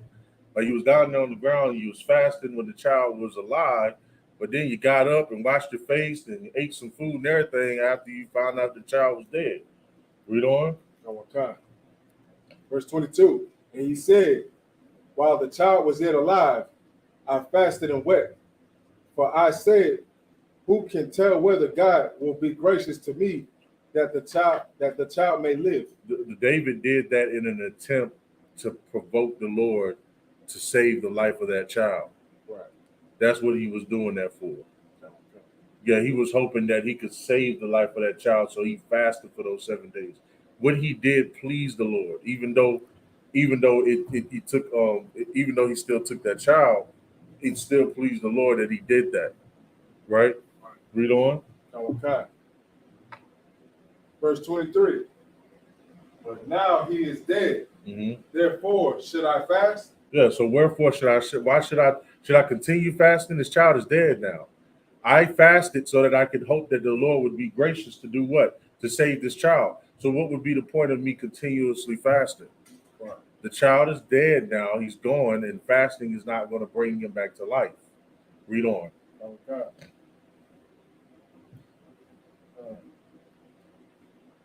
It's like, can I bring him back again? I shall go to him, but he shall not return to me. Verse 24. And David comforted Bathsheba, his wife, and went in unto her and lay with her. And she bare a son, and she bare a son and called his name Solomon. And of course, that's how and that's how Solomon came into the picture, man. Right. You understand? And so he comforted his new wife. That's his wife, of course. Sex is marriage. Right. That's what it is. And David suffered the judgment that God gave to him. You know what I'm saying? And that's just what it was. Right? So now, what did we get out of this? Brotherhood, let me make sure I make something clear. We say this all the time because it's true. Brotherhood is a weapon, man. Right. Brotherhood is a weapon. The way we build our nation up is how we treat each other and how we protect and defend each other. Right. Because the first line of defense in the ISUPK is brotherhood. Okay. The first line of defense inside of any nation should be brotherhood. If you think about it like this, every nation, let's put it like this. If America was to go drop a bomb on a Chinese city right now, what do you think China is going to do? China could say, well, forget them niggas over there, them Asians over there in that city. We don't care about them. What is China going to actually do? They're going to go to war with America. Right. Same thing with America or any other country. If you do something to harm their people, what are they going to do? They're going to go and retaliate for their people. Right. It's in your spirit as well. Every time a police officer, it's like it's embedded in us as human beings, right? Like every time somebody does something harmful to us, what does it make us want to do? Makes us want to go and fight. Makes us want to go and riot. We find some way to make somebody pay for what happened to one of ours. It's a sense of brotherhood. Right. But in the ISBK, we teach you how to discipline that. We teach you how to be a brother according to the scriptures. Right. You understand? So brotherhood is a weapon, man. It's very important that we don't trespass each other in the school, man. Right. It's very important that we teach brothers and sisters in the world that having sex, with your brothers, with your best friend's girl is a horrible mistake to make. It's a horrible mistake to make. And with all of the AIDS and all of the diseases and stuff out there, that stuff is not there by chance. The Lord is allowing that to happen because of how wicked Israel is being, man. Right. You understand? People talk about places like Atlanta and how and how the AIDS is real bad in Atlanta. It's not just Atlanta; it's many other cities, but Atlanta is always notoriously known for the homosexuality. Well, because of that, for the AIDS. Salaki is notoriously known for the AIDS. Well, then you would have to wonder, well, if there is a disease that's plaguing that area, then what are those brothers and sisters doing over there? And you find out that homosexuality is a big thing over there. Right. The Lord got the right judgment for every situation, for every sin that we do or that we commit. You know what I'm saying? So, with that being said, did we find that article of Debrat? Oh, That article of Debrat. Because again, the topic is fornication is against the spirit of brotherhood. You know what I'm saying? And what's so evil is, and let me say this real quick before I get into Debrat, right? If you are a lesbian or a homosexual, you hate your people. Right. You hate your people. It's something about your people. You just hate your people because you cannot be a man and be having sex with other men, or be a woman and having sex with other women, and think in your mind that our nation is going to be strong enough to defend ourselves, man. Like you're weakening our nation with that disgusting behavior. Not only through disease, but through your mindset, you are teaching brothers and sisters that it's okay to not have a strong and well-established family. And Debrat, and this thing that she got going on, and not just her, but many of these sisters out here who think they men. Let me tell y'all something about these studs, man. I'm gonna tell you something about these studs. I'm gonna tell you something about the women that married the so-called lesbians that marry these studs. It's all of that is just a tantrum. It's just a temporary false. It's like a false affection. That's the word I'm looking for. It's false affection. It's really because you're temporarily pissed off at men, but you're going to go have sex with men anyway. Who doesn't know a lesbian that's still having sex with men? I know many of them. I know sisters in the world that are still having sex with men and they swear up and down they're lesbians. Right. And I know studs that are having sex with men. They're out there. A lot of them. Probably all of them. You think because she dresses like a boy and when a man comes and hugs her, she pushes him off. Get off me, nigga. You think because she does all of that she's, that she's, really into being a man and only liking women, and she walking around with a damn strap that has no blood flow in it. You know what I'm saying? Right. You think that she's real or she's serious about it. She's not. It's just insecurity.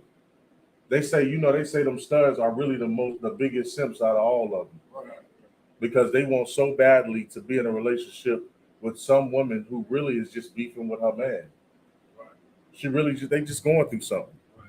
And when they get done going through whatever they're going through, they're going to come together again. And where is your behind going to be at? You're going to be looking stupid trying to be a boy. Right. And the brat, I just suspect, man, this is me, right? I don't know what the general consensus is, but the next thing you'll probably be hearing somewhere down the line of entertainment news is that them two Negroes is going to be getting a divorce. They supposed to be married, her and that what's the name of the wife? Jessica something? Am I saying her name wrong? Let me get her name real quick. If you know it in the chat, what's the brat wife name? I just had it up here. Yeah, I know. Hold on, let's see. Yeah, the brat wife. Jessica Dupart, that's her name. That ain't gonna last long. Lesbian relationships they don't last long at all. It's gonna get that mediocre relationship, that false affectionate relationship is gonna die eventually because there's no real love. They're trauma buddies. You understand? These are two women who's experienced some level of trauma and they come together because they need somebody to talk to. I need somebody to vent to and tell about all my problems and this and that and be a munch. You know what I'm saying? I need somebody to be a munch because that's all y'all doing. Y'all ain't doing nothing else. Ain't nothing real happening in that sexual relationship. There ain't nothing real happening. There's not no hard, strong ride entering into anything. It's all fake. You understand? But you do it because you just want a sense of affection, and it's not real. It's not real. Really, you're just stupid, and you look stupid, and you sound stupid, and eventually that relationship is gonna fail. Well, if you got that article, the brat said something that was a little bit controversial that people didn't like too much. Go ahead. I got the article, but it also has a YouTube video about it. Yeah, kind of. Let's see. Pull it up on it. Let's put it up on here. And if you could get that fan turned towards me, brother, it is hot. I am burning up, and I got this wine in my system. My brother's trying to burn me up back here, man. Golly. Sheesh. We got some bottled waters in there.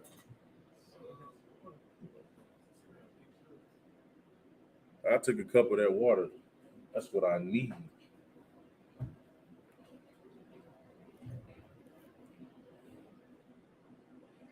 Yeah, man. Let's see.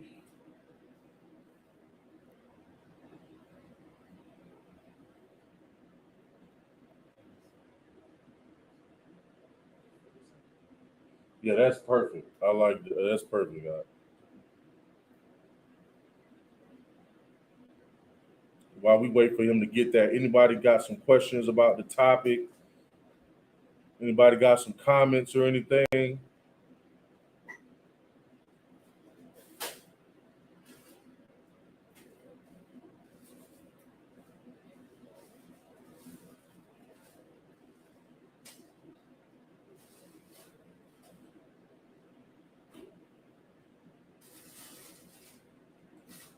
You know what I'm saying? It's such an evil thing to see, this situation with the brat, you know what I'm saying, and this woman she's with, and the fact that she's pregnant, and she has a hatred like all lesbians have. Their hatred is not even directed towards Esau. Right. Their hatred is not directed towards anybody else but black men. Black men, you better understand you are the most hated person on this earth. You understand? Now, black, Hispanic, and Native Indian men and women, you're the most hated nation out of all. But brothers, y'all are the most hated thing. Your women even hate you. You understand? They even hate you because these women right here have not only decided that they were going to, instead of being some brother's wife, you know what I'm saying, they decided they was going to be with each other. But then they also decide that I want to get pregnant, right? But not only I want to get pregnant, I want to get pregnant by somebody who is of Edomite descent. You know, she wanted to be impregnated by a white man. And then had something evil to say towards the sperm donors that were black. Yeah, let's get it. Let's see what she said. You gotta love that the brat is pregnant, but she helped Judy up the stairs. Now this is gonna get into it, right? So pay attention to this. I want y'all to pay attention to this. This is how evil, man, these bitches are, man.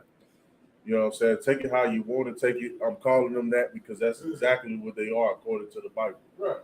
If you offended by the word bitch, then you a bitch. You understand? That might just mean because that means you a bitch. Go ahead. So like I said, if I may, we got Sister Naima checking in, and she also got a comment. She says, like sir, I've seen lesbian relationships, and they were very violent and jealous. The partners did not want each other around each other, women or men, so they also isolated them and lonely. Give her a hand, not only for being in class, but also give her a hand because she is absolutely right. And it's so true.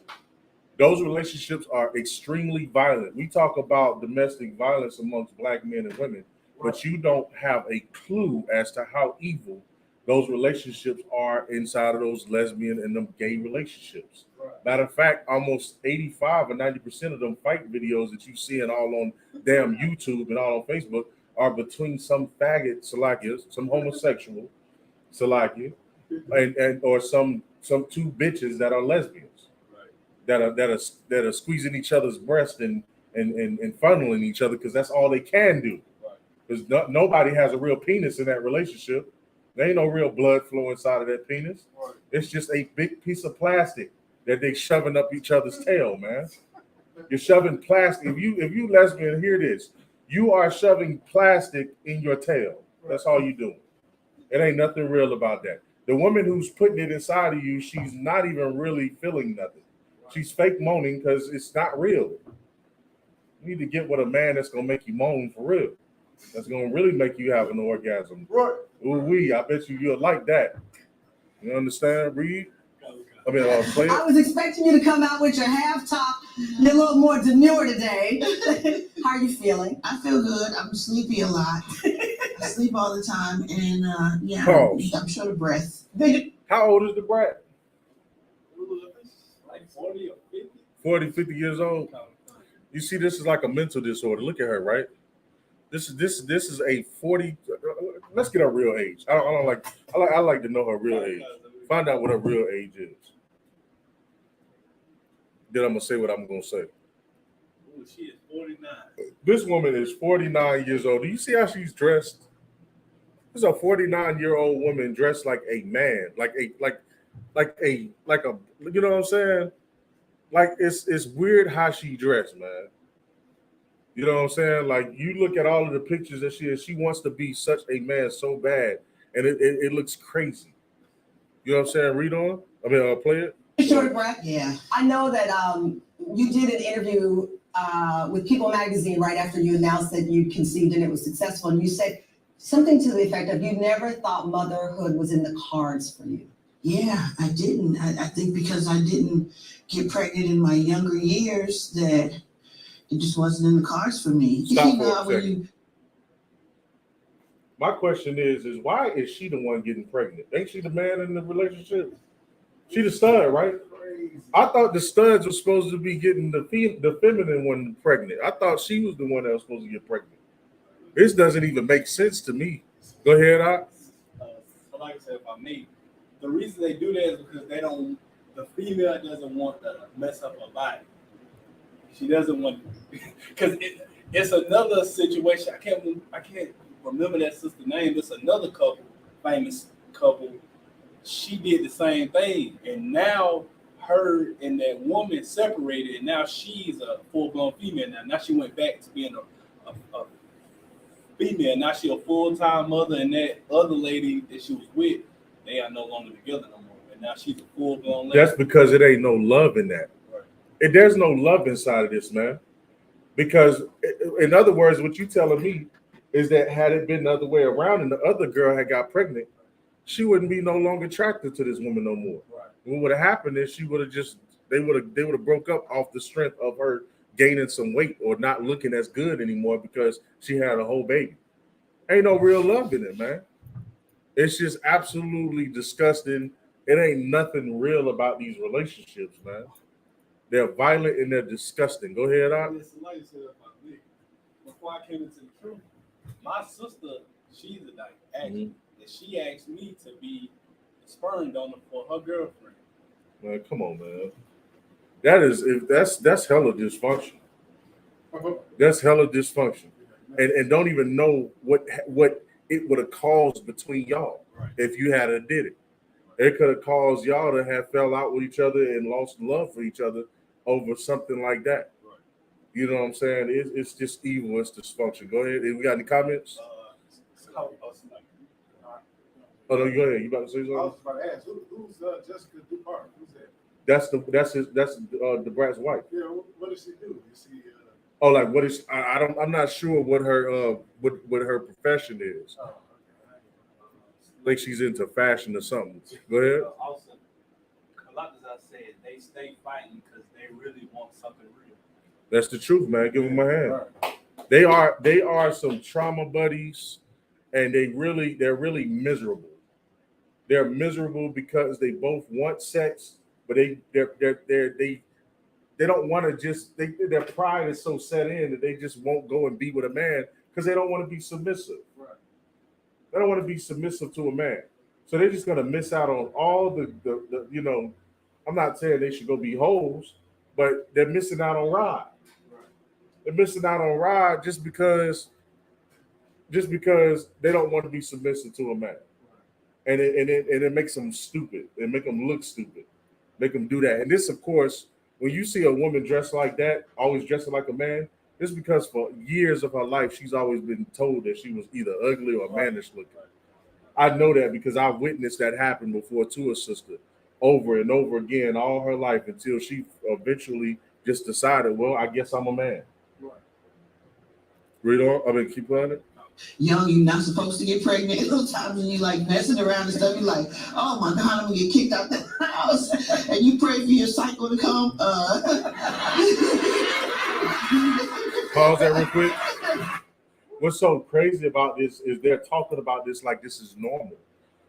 They're talking about this like this is a heterosexual relationship. Right. And it's not. They're cackling it up like everybody should be able to relate to what I'm saying. No, bitch, nobody is relating to what you're saying. just the people, of course, which I bet you that crowd is just full of homosexuals and evil women up in there. Right. You know what I'm saying? Like that's what's really going on. Keep going. But because that never happened, I just felt like it wasn't. There's a lot of confessing in here. This is not church. No information.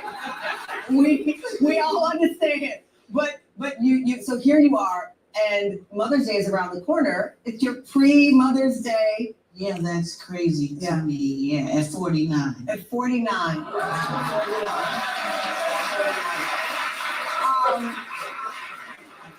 Judy, so I when I saw the headline the Brat and Judy under attack for white sperm donor. It was a series of them. I instantly called the team and I said, I want them on because it's not fair.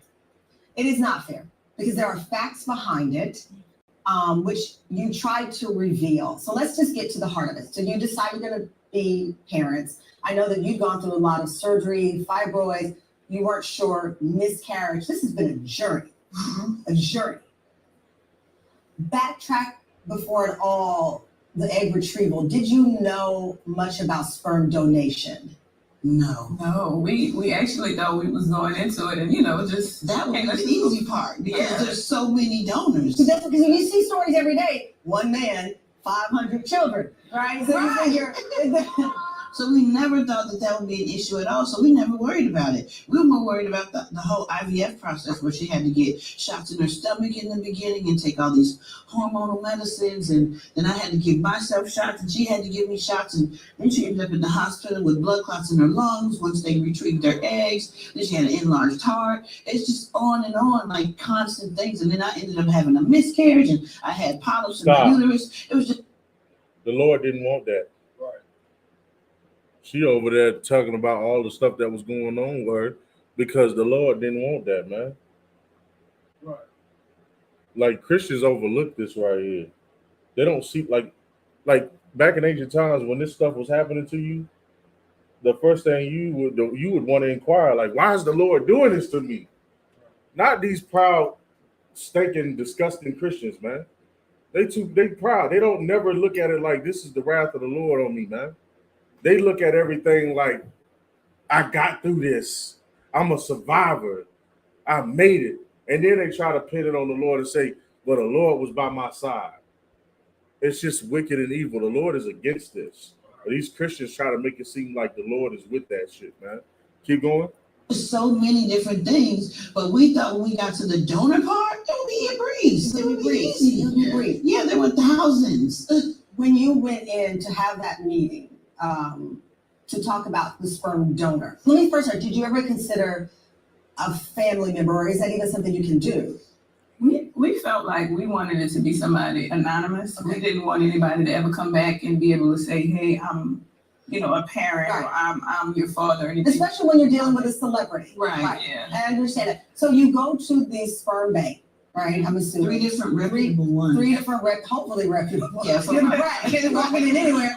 You go in, and do they show you photos of individuals? Yes, they do. Yeah, so we were just looking, and we was like, oh, they seem to have a nice bit. Yes. But then, with the genetic testing, you then put in I'm a carrier of 4 different disorders. So then you put in the disorders, and then it eliminates it down to from thousands to 13. So you go in, do you say to them, what do you say? I want a black man who's tall. Do you give specifics about No, it was online. Yeah, it's all online. Yeah, it's like shopping. It's like online shopping.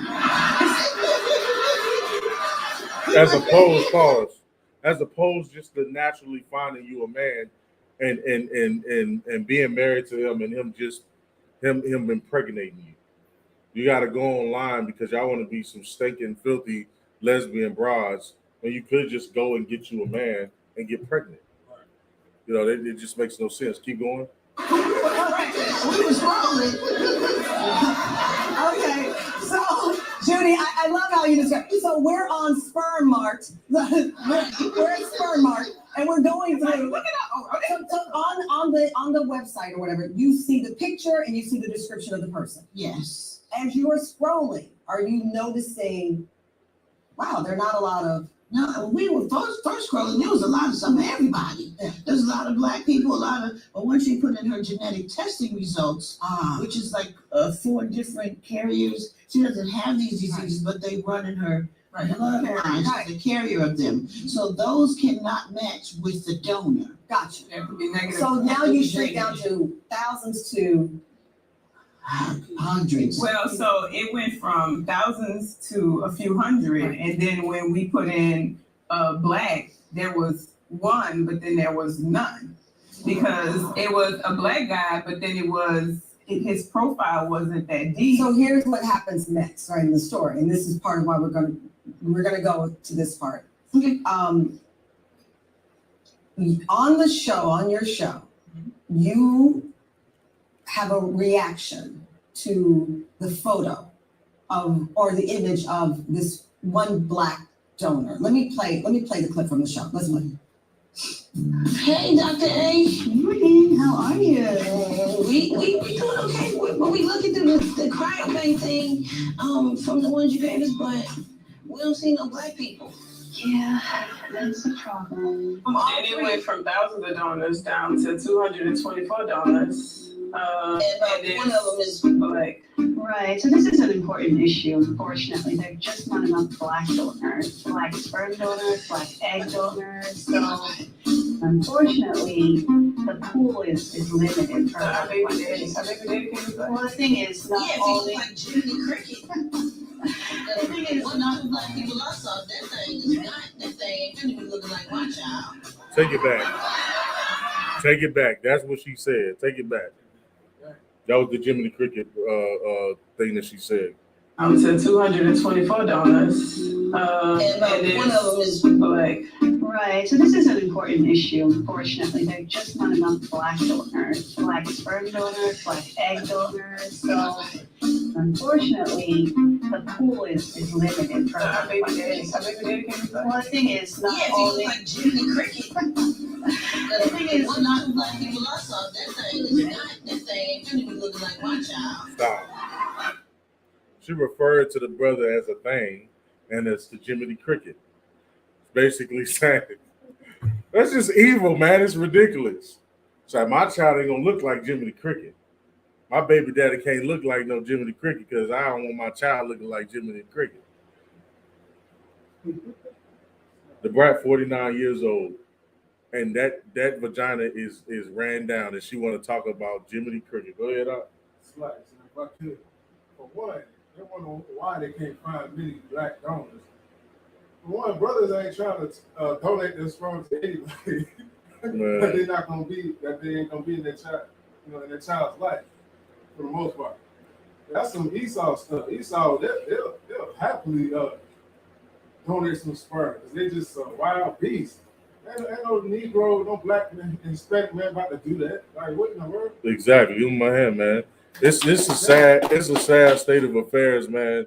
When you go up there and you're looking for a sperm donor, and just by chance you get at least one sperm donor that is of your nation, and you dog that sperm donor out because that sperm donor don't look the way you want them to look. When we know it really ain't got nothing to do with it just being how you look. They really don't want a Black man to impregnate her. She don't want a Black man. Go ahead. Let's see that. Let's hear how they try to clear it up. You wanted to catch up, and Pediasure is clinically proven to help kids grow. Pediasure, nutrition for growth and immune support. Hydro Boost has dermatologist recommended hydrating ingredients. They're trying to get free advertising on our show. I mean on our class. Some people in our audience are laughing. Some kind of don't know how to take it. That line saying that the Black donor looked like Jiminy Cricket set off. No, people were furious. Yeah. And there were very hateful things written. I know you. You first talked to me about coming out. I know your sense of humor. I know you grew up in the church. You use humor to deflect. You've used humor to deflect from your sexuality, from your journey. I got the joke. Yeah. As painful as it was for some people to hear this, why didn't you cut that out of the show? I didn't think it would be offensive to anybody. I cracked jokes about almost everybody that I saw. That one just happened to make it in the show. I wasn't trying to be mean or like say anything negative about Black people. We were looking for a Black donor. That we're Black. We wanted a Black donor. So it was just misconstrued and taken way out of context. Like I talked about quite a few people as we joked looking for donors, but that's the one that made it. And I guess they thought it was funny. And then I didn't think it would bother anybody, or else I would have taken it out. I had no idea people were going to be so offended. But I meant no harm whatsoever. We wanted a Black donor. Like I was just like, what? People take things and run with it. And it's I'm like, what? People Yeah, you can know stop me that. know that I don't want to hear them lies. Go ahead. So why didn't you get one? Exactly. Why didn't she just go ahead and give him a hand? Why didn't she just go ahead and do it? Why did it have to be, because you know what I'm saying? Like, it's just evil, man. And that's why she sat up there and started lying to cover her behind, because that's what Christians do. Right. They evil and they wicked and they just will lie. She has to save ass. She has to save her face. Why? Because she's a celebrity. She has a fan base. People love her. And she doesn't want to lose all of that money and them followers. So she has to get up there on the show and lie. You know what I'm saying? It's already wicked and evil, the thing that she's doing anyway, being a lesbian.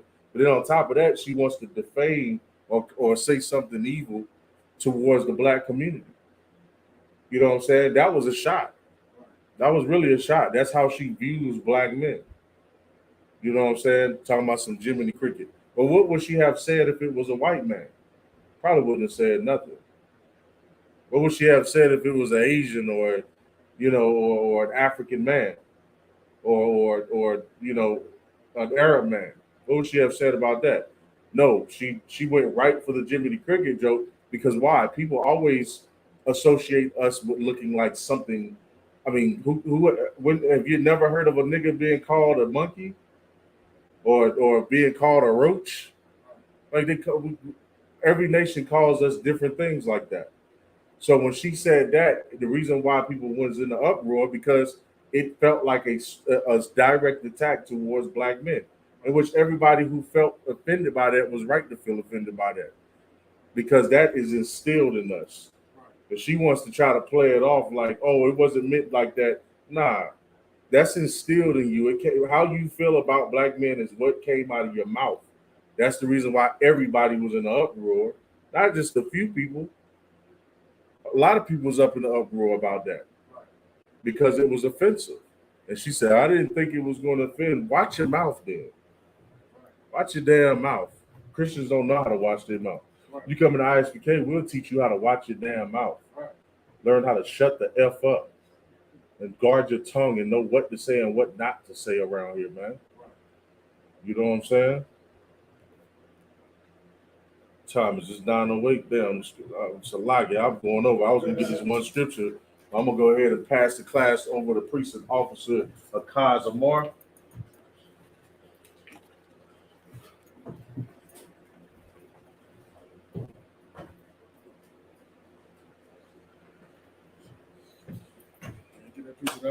Captain in hand.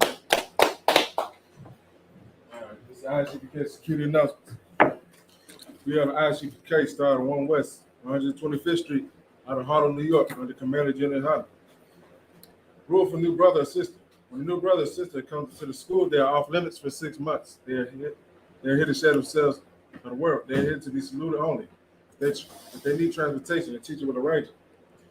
After 6 months, if a brother or sister has an interest in a particular person, he or she must get permission from the head to speak to a brother or sister. There's another 6 months in which a brother and a sister will court each other. After the 6 months, a brother or sister will get permission from the head to marry. Ties, which is a commandment, Numbers 18 and 21, and Malachi 3, 8 through 10. And it's 10th in the Hebrew, Ma'ashara in the Hebrew. 10% of every penny of any increase the Lord gives you gets to the Treasury Department or teacher. Priest fund, a fee will offer for the priest, not mandatory whatsoever amount you would like. Upcoming Holy Convocation. Yeah, Feast of First Fruits coming sundown on Sunday. That's like a Monday, May the 29th, 2023. And you can read about this in Leviticus 23 and 10 through 22. Remind Akim and Akwa to check the bulletin board in the hallway. If anyone wants to be a trooper in the school, start wearing all black boots, shirt, pants, headband, and scarf. And with that, shalom.